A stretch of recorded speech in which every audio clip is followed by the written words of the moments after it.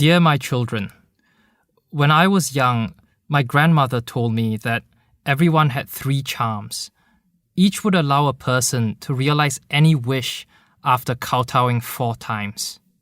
My grandmother reminded me several times that because there were only 3 for each person, I should cherish them very much and not use them unless I absolutely had to.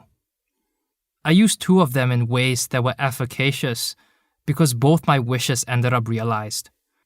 The 3rd charm was set aside for saving my life if I were to be dying in a way I normally would not be able to foresee or prevent. However, I used it in late 2019 when I went to the American Embassy in Beijing. I applied for a visa that day. There was something more important than my own life, so I used the last charm for it, and that was reuniting with my family. 3 weeks after the embassy visit, I got the rejection letter. Reading it, I couldn't even stand up from the chair.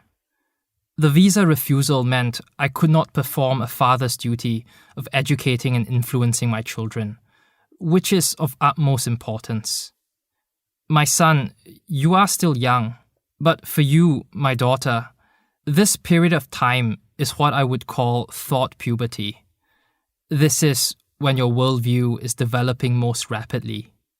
If it ends up forming poorly, the blame is mine.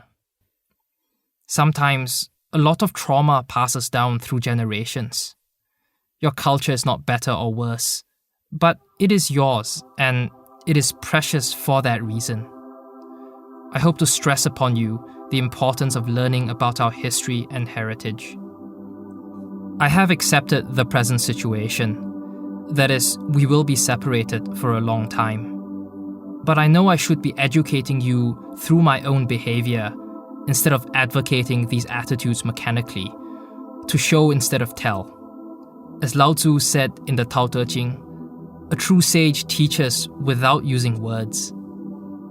It is partly for that reason that I recently bought a seaside house in Hebei. 600 years ago, our forebears moved to this province, and it is my hope that a small part of us would remain here, no matter what. I will not allow you or our descendants to sell this house. It is my hope that the house will be inherited generation after generation, the last piece of our heritage to which our descendants can hold on, a record of that small part of our culture that will beat within them.